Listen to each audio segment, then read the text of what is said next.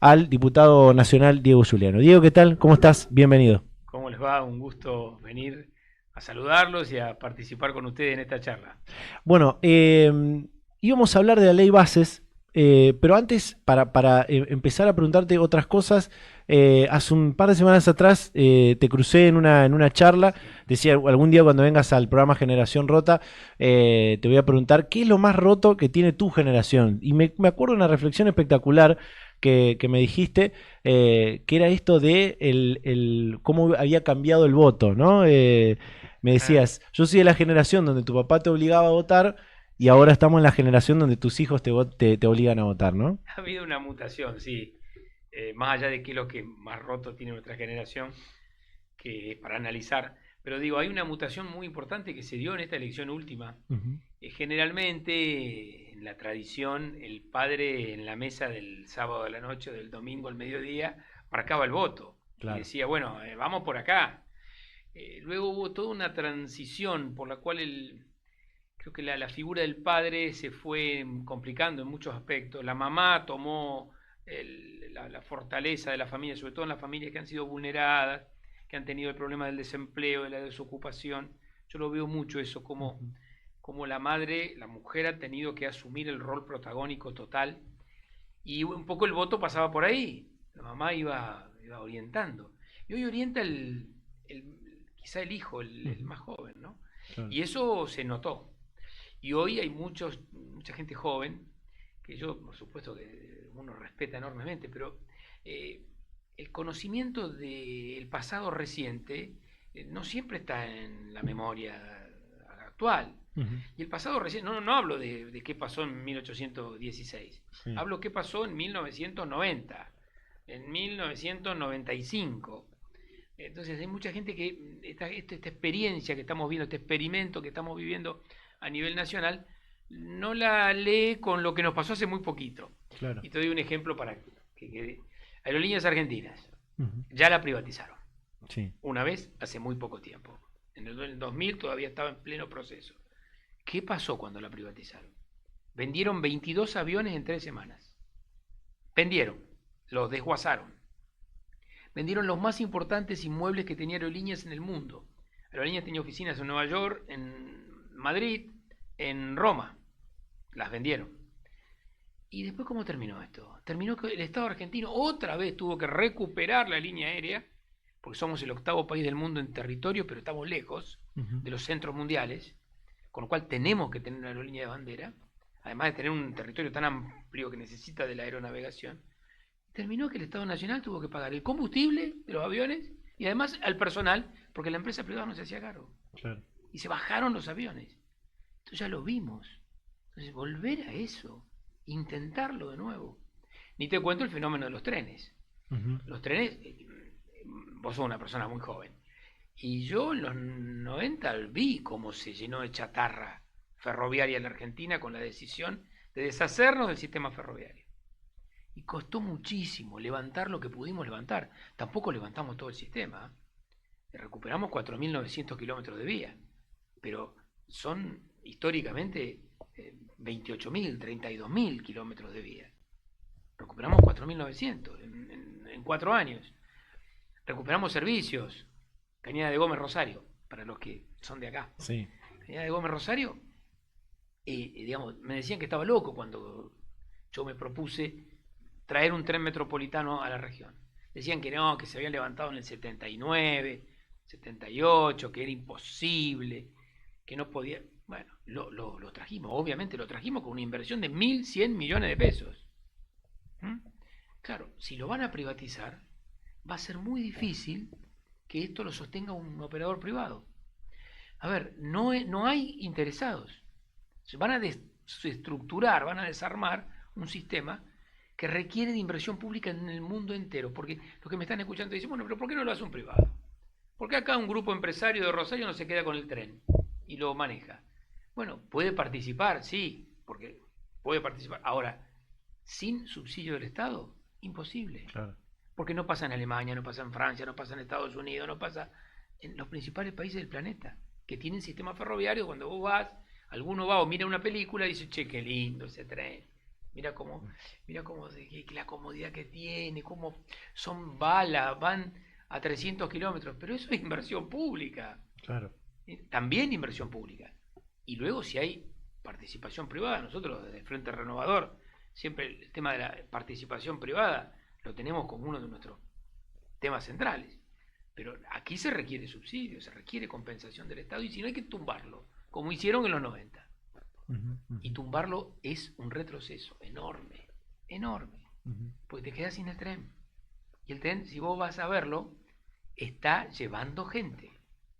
Hoy Rosario Cañada de Gómez es un servicio que le agregamos un servicio en el medio, al mediodía, 2 de la tarde, para tener esta mayor frecuencia.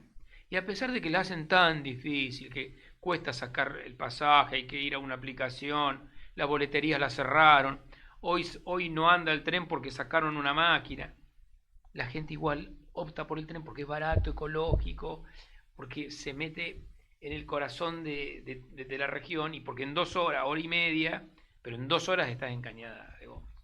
Qué bien, qué bien.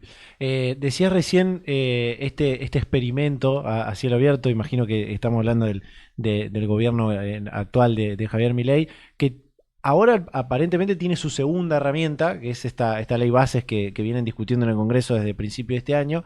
Eh, ¿Cuál es la mayor preocupación que tuvo o que hay con la ley bases, ¿no?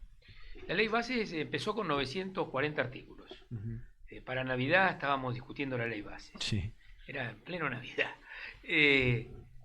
A ver, es una ley base que tenía un esquema, un paquetazo, una ley ómnibus, que también incluía el paquete fiscal dentro de la ley base. Sí. Después se fue degradando, desarmando.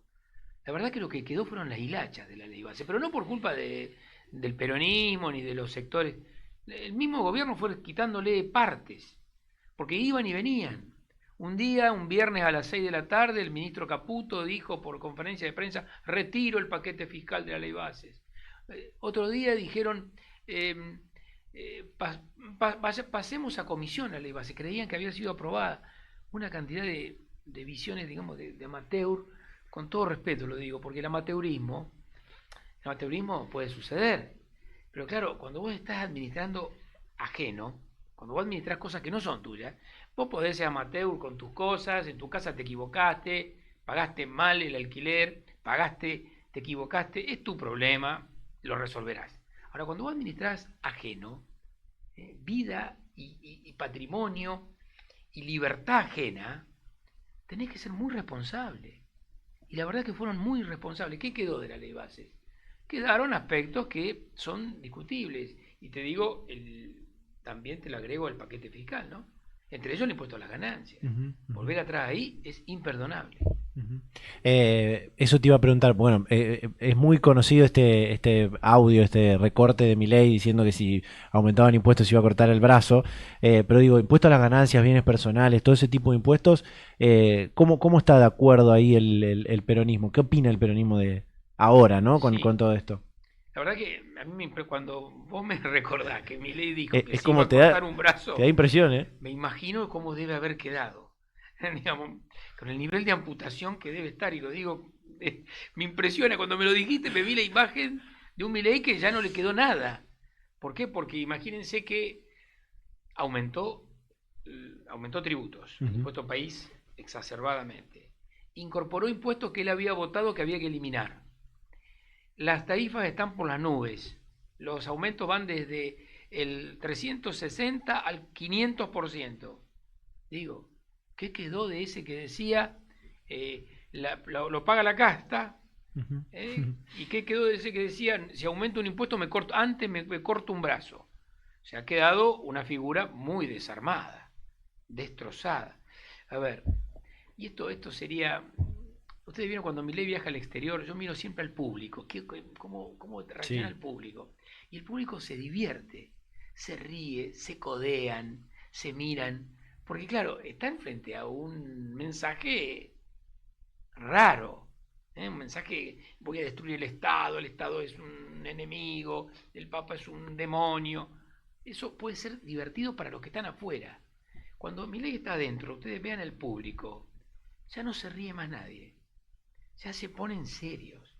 Ya miraba en una de las exposiciones agropecuarias que había un público donde el presidente seguía con sus planteos y la gente con una seriedad, porque empieza a ser preocupante para incluso los que lo votaron. Están preocupados. Entonces hay una situación de, a ver, ¿hasta dónde vamos a llegar? Afuera puede ser divertido, adentro es trágico. Cuando vos tenés miedo a perder tu empleo, cuando tu capacidad adquisitiva se fue muy para abajo, cuando las tarifas en tu casa empezaron a ser, ya no tenés que apagar la luz, tenés que cortar la luz, Claro. para que no te llegue lo que... Cuando empezás a ver todo este daño que se provoca en tu proyecto de vida, bueno, es muy probable que haya un desencanto, empezando por los que lo votaron. Los que no lo votamos, también somos respetuosos del resultado electoral. Y esto lo quiero decir. Yo cuando vi Massa gana la elección general, la gana Massa. Por 8 puntos en todo el país. La verdad, para nosotros fue una sorpresa casi tan marcada la diferencia. Pero luego el segundo y el tercero, o sea, el segundo Milei, la tercera, el equipo de Macri, digamos Patricia, se juntan y obviamente en el balotaje ganan la elección. Massa gana la general, Milei gana el balotaje. Entonces llegamos a un punto donde hay que ser primero respetuoso de ese resultado. Pero también es cierto que nadie acá tiene todo como para hacer lo que se le ocurra. Vos podés ganar una elección, no podés vender el monumento a la bandera. No podés. Sí, pero yo gané, dice, yo gané. No, vos ganaste, pero no lo podés vender. Vos ganaste, pero no podés desarmar Aerolíneas Argentinas. No deberías poder. No deberías poder desarmar todo lo que se avanzó en el sistema ferroviario. Entonces todo esto te llega, se aplica a tu vida, se aplica a la vida del que está escuchando, del joven, de la chica que por ahí dice, che, estoy podrido de la política argentina, por ahí, y entonces voto algo que rompa todo. Agarro una motosierra o una moladora, y la verdad que la moladora empieza a lastimarte, o la motosierra empieza a lastimarte, y eso es lo que nosotros tenemos que evitar, haya votado a quien haya votado. Ya vuelvo a la ley bases, pero antes quiero preguntarte, parece como hoy con el diario ni siquiera del lunes, quizás capaz que del diario del jueves, parece como que podemos reflexionar o hacer una visión sobre algo que no pasó al finalmente, pero si hubiese continuado en el gobierno del peronismo, había cosas que eran inevitables, digo, había un ajuste que era inevitable hacer, ¿no? Sí, a ver, la palabra ajuste es una palabra Es fuerte, sí. que duele, sobre todo cuando la celebran, cuando la festejan, la aplauden, dicen el ajuste. El presidente dice, estoy haciendo el ajuste más grande de la historia de la humanidad y lo celebra. Celebra 70.000 despidos.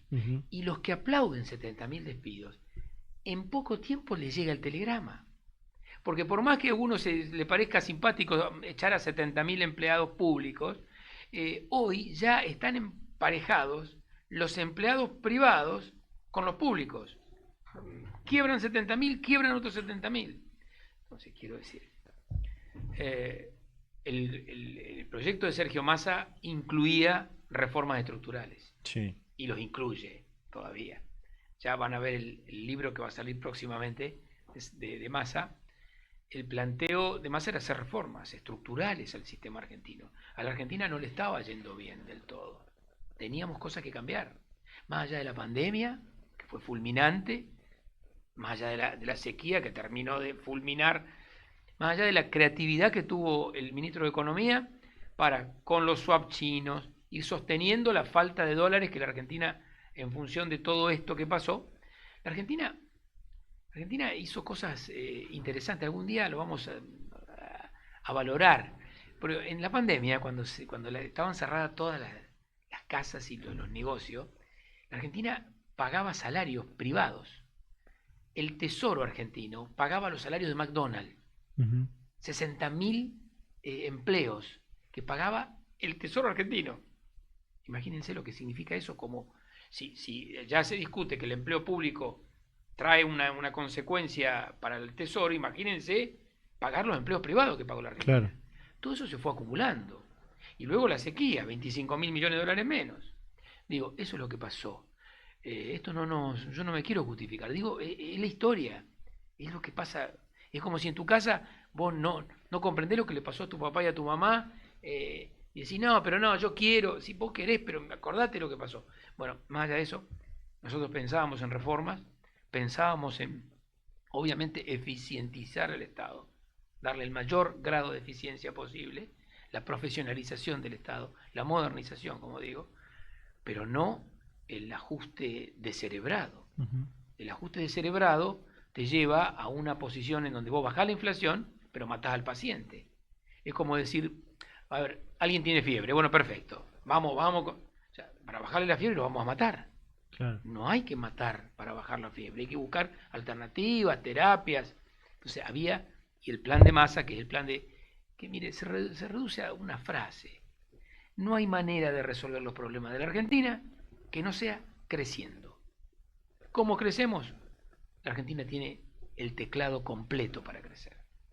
Y, obviamente, ordenar al Estado, ordenar el gasto público y llegar al equilibrio fiscal. Pero no apagando la luz, quitando una comida del día, tratando de que tus hijos no se eduquen porque vos tenés que ajustar. No. Claro. Aumentar los ingresos. Claro.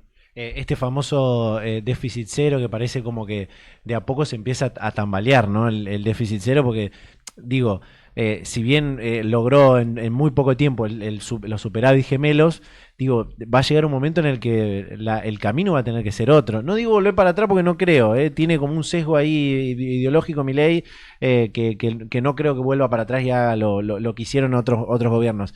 Pero digo, el déficit cero en algún momento se choca, ¿no? Con lo que le pasa al argentino de a pie. Clarísimo. O sea, el déficit cero, el equilibrio fiscal, como nosotros El equilibrio decimos, fiscal, ¿no? El sí. equilibrio fiscal, que para nosotros es importante. Milei lo dice déficit cero, lo llama así. Hoy es una rueda que empezó a ralentizar y que es peor el remedio que la enfermedad. ¿Por qué? Porque el déficit cero sostenido en base al enfriamiento de la economía, a la pérdida del empleo, a secar la plaza de pesos, ¿eso qué te da como resultado? Bueno, eso que vos creés que temporalmente logra un equilibrio, a la corta o a la larga termina siendo algo que empieza a dar para atrás siempre. ¿Por qué? Porque hasta te baja la recaudación. Claro. O sea, cuando vos a la economía le ponés los palos que le puso el presidente, empezás a ver que la economía empieza a trabarse, y entonces lo que antes recaudabas como Estado, empezás a no recaudarlo más. Porque el primero, y esto, bueno, el presidente dijo cosas tremendas, como por ejemplo, llamó a la rebelión fiscal el presidente de la Comisión de Presupuesto, expert, en Buenos Aires porque aumentaban los impuestos, ¿no? Fíjense lo que planteaban, rebelión fiscal. Bueno, el primer ajuste que hace la familia o la empresa es con el Estado. No va a pagar cuando no cierran los números.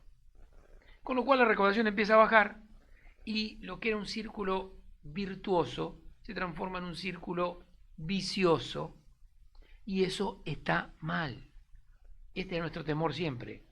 Hay que inyectarle a la economía consumo. Cuando vos le sacás la plata a los jubilados, ¿alguien cree que los jubilados se van a ir a Suiza a poner la plata? No, los jubilados ¿en qué la gastan? En los nietos, en el viajecito, en mejores medicamentos, tener no como ahora que eligen qué medicamento van a tomar, en una buena alimentación, en una buena vestimenta. Eso es lo que hace un jubilado en Argentina. Cuando vos le retraes, le sacás capacidad adquisitiva, la rueda empieza a bajar. Y preguntale a las agencias de viaje, preguntale a los restaurantes, preguntale cómo le bajó en este caso los ingresos.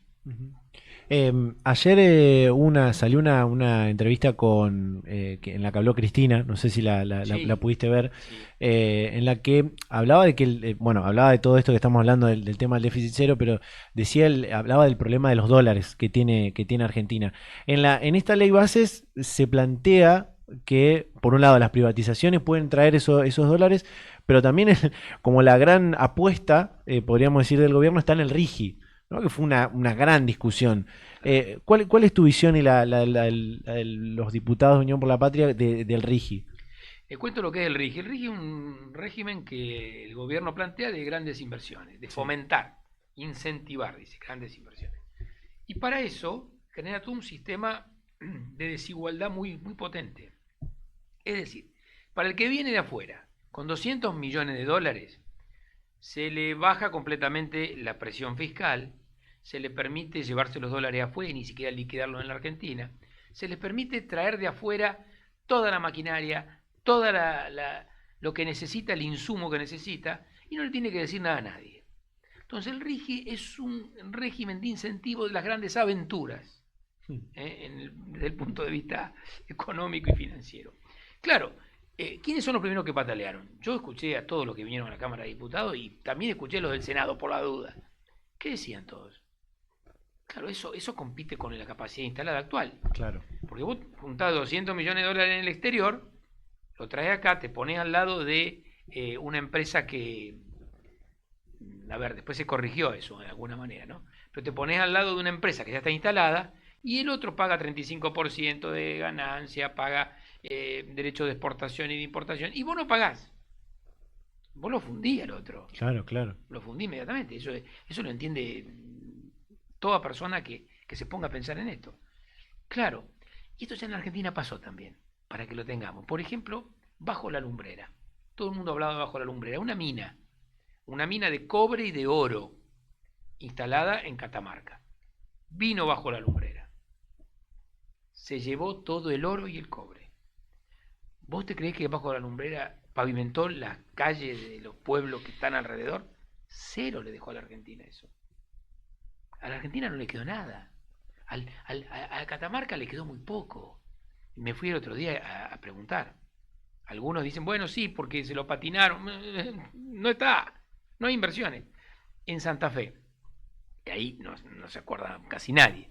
En el norte sí se acuerdan. La Forestal. La Forestal es típica. Es una empresa que vino inglesa. Bueno, hizo inversiones, sí. Trajo recursos para llevarse todo el quebracho y el tanino del norte de Santa Fe. ¿Qué hicieron? Un día no hubo más tanino, se levantaron y se fueron. No dejaron una tapera. Los invito a visitar Villa Ana, taperas. Son restos de edificios. No dejaron. Entonces es necesario que nosotros, más allá de que queremos inversiones, pero con los brazos abiertos, pero con condiciones que, si bien no sean obstructivas de la inversión, al contrario, permitan dejar trabajo argentino, desarrollar el territorio, porque si no es Potosí, Bajo la Lumbrera, Las Venas Abiertas de América Latina, un libro que cuando yo era más chico se leía muchísimo, de Galeano, que era el libro que contaba cómo vinieron a extraer la riqueza sin dejar nada. Es eso. Diego, te hago la última que tiene que ver por ahí con el después, ¿no? El impacto de la ley bases y el paquete fiscal, porque bueno, vimos al presidente Milei festejar, ¿no? La ley base como, bueno, ahora tenemos esta gran herramienta, olvidándose que ya tienen el decreto 70-2024, pero digo, ahora teniendo la ley bases, te hago esta última pregunta. ¿Ves que es sostenible y sustentable el programa que hasta acá desplegó el gobierno de Javier Milei? Digo, por lo menos sostenible y sustentable de acá hasta fin de año, ¿no? Yo creo que enfriar, receder la economía está generando variables económicas muy preocupantes. La inflación es un problema, nosotros la reconocemos, sí. Porque la inflación en la Argentina, nadie se salvó de la inflación. Los radicales, los peronistas, los militares, los que fue el PRO, inflación galopante tuvimos en algunos momentos, hasta el caso del 2001 o el caso de Alfonsín. Y nosotros también tuvimos inflación. Ahora, la inflación, por eso digo, cuando hablas del plan económico, ¿no? Sí. Llevar la inflación, a bajar la inflación para que la economía se pare, para que volvamos a los niveles casi de la pandemia. Estamos bajando índices económicos como en la época de la pandemia. Y que la gente empiece a sentir esa restricción interna en el bolsillo. Eso no es un plan. Eso es una viejísima receta ortodoxa de ajuste que da por resultado una crisis económica de magnitud. Y esto es lo que viene si continuamos en este camino. Viene una crisis económica de magnitud. Porque algo peor que nosotros siempre decíamos, ¿no? Lo decíamos con Sergio Massa en el diálogo. Yo en ese momento era ministro de Transporte, él era el ministro de Economía. A nuestra gente trabaja y no le está alcanzando. No le está alcanzando para el plan que tiene. Bueno, hoy no solo que no le alcanza, sino que pierde el trabajo en algún caso o tiene miedo a perderlo. Eso es ir para atrás. Dicho en inglés, en japonés, es ir para atrás. Y cuando la economía empieza a ir para atrás, lo que se destruye en 6 meses no se recupera en 6 meses. Eso también tenemos que saber. Claro. ¿Por qué? Porque esto es cuando se enfría, como cuando se enfrían los hornos, ¿vieron? En las acerías, en la cinta, todos dicen, no apaguemos los hornos. Porque cuando se apaga el horno, hasta se cristaliza el suelo, se parten. Los hornos no solo que se apagan, sino que se rompen. Claro. Bueno, está pasando algo parecido con la economía. No solo que se apaga la economía, sino que se quiebra la economía. Y este es el dolor más grande que tenemos. En un país que además abandonó las provincias. Yo no sé cómo los gobernadores no salen, pero de pie a plantear el tema. Porque los gobernadores, el otro día vi una imagen, el ministro del Interior le decía a los gobernadores de la región centro, entre ellos el de Santa Fe, miren que no hay plata. Y ellos la verdad que no hicieron otra cosa que reírse porque no sabían qué hacer, fueron sorprendidos casi. A ver, a mí inmediatamente me salió, no hay plata. Bueno, tampoco hay plata de abajo para arriba. Claro. Miren si le decimos no hay plata de Santa Fe para el gobierno nacional. Pero les agarra un tembleque. No se va a reír nadie ahí. No se ríe más nadie cuando Santa Fe deja de mandar el recurso tremendo que tiene Santa Fe. O el de Neuquén, o el de Catamarca, porque cada provincia encontró su... Entonces esto no es para reírse. Esto es para preocuparse altamente. Entonces, no hay plata, tampoco hay de abajo para arriba. Los recursos en la Argentina no salen del obelisco. El obelisco tiene sus recursos, pero de ahí no se produce. El obelisco, ustedes lo ven, ahí está paradito, no sale la minería, la soja no está de ahí, los ríos, nuestros puertos. Entonces, están equivocados. Y lo digo con todo respeto, porque acaban de asumir el gobierno, pero también con todo respeto hay que escuchar, y hay que escucharse, que es lo que uno le plantea a la gente, ¿no? Mucha gente, sobre todo, dice, bueno, aguantemos un poco, tampoco tanto, aguantemos. Sí, aguantemos hasta que no nos rompan la cabeza. Digo, no nos rompan la cabeza o en las manifestaciones o en la economía. Digo, aguantemos, yo entiendo, las reglas de la democracia son fundamentales, pero hay que pedir que cambien las políticas que nos llevan a que nos rompan la cabeza o que nos rompan el bolsillo. Total. Diego, agradecerte por el tiempo y la predisposición para venir a este programa y bueno, te invitaremos seguramente en alguna otra ocasión. Muy lindo, me gustó el estudio, muy bien. La verdad que lo felicito porque es un emprendimiento donde veo gente joven que está en un rubro que creo que cada vez es más importante, que es cómo streameamos, cómo nos comunicamos por este medio. Así que gracias por la invitación. Por favor, muy amable. Nos vemos la próxima. Bueno, nos vamos a un cortecito, ya estamos hablando de inteligencia artificial en el mundo del trabajo. Un temazo que también se viene y que hay que discutir.